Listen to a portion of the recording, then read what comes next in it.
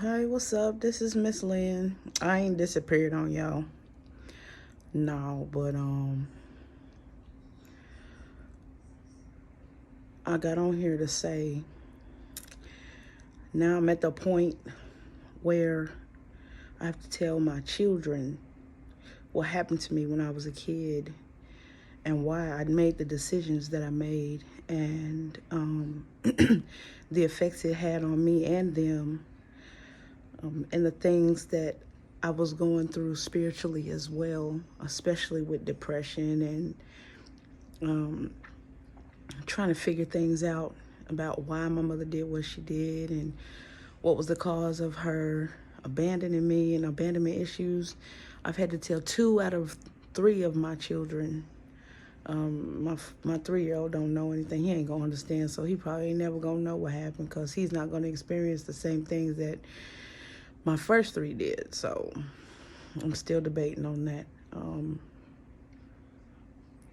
But it was difficult and frustrating telling my kids what happened to me, because they never knew personally their grandmother, my mother.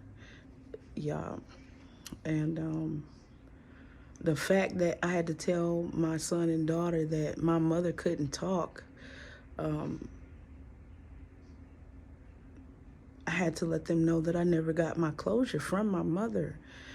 She used to be so sick, always sick, it seemed like, and they had to keep giving her those I don't know what those bags are, resuscitation. I don't know, where you have to, get the person to breathe, or whatever.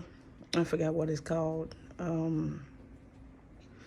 But they have to stick that metal thing down your throat in order to put the tube from the bag down your throat. And they did it so much that they severed my mother's vocal cords, and she was never able to speak, and she couldn't speak for years. She was never able to talk. So I was never able to ask her any questions. I never got my closure from her. And she was the main one I needed my closure from. Not so much my father, because I really didn't give a damn about him.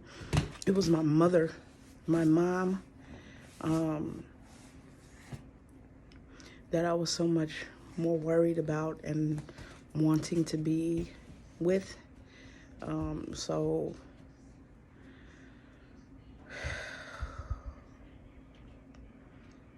the story is fucked up. My life story is really shit is jacked up. So it's ridiculous that my kids are just now finding out, and it's kind of, I'm pretty sure this hard for them to believe because they didn't know anyway. They just knew that I was with my grandmother and was raised by my grandmother. They didn't know that my mama abandoned me. I just told my son and daughter a couple nights ago what was going on and why I did what I did and what was, all of the reasonings behind them not growing up, in a normal environment. What the fuck is normal? Somebody tell me what the hell normal is. What is normal? What is normal? They didn't grow up in a healthy household. They grew up around abuse and neglect and seeing me beaten and neglected, and they were being neglected and abused by him, you know. And the messed up part about it is I did my part as a mother, even while going through my depressive stages and going through, all those flashbacks. I was always there for my kids. I was always doing what needed to be done. I was always at school functions. I was at the school, you know, with my kids when they were doing good and when they wasn't doing good. I was always there. I never left my kids, but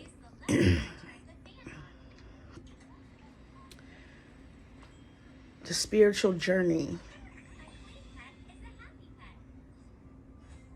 is what helped me get through to this stage in my life.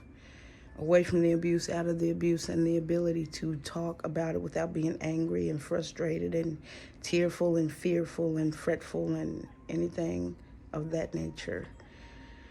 You know, now I'm at the point where,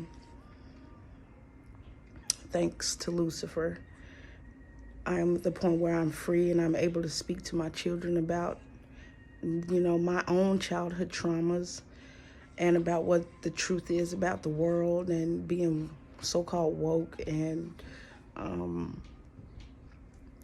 teaching them how to not let this world change them, but to still think for themselves as I always have, and to be free thinkers, you know.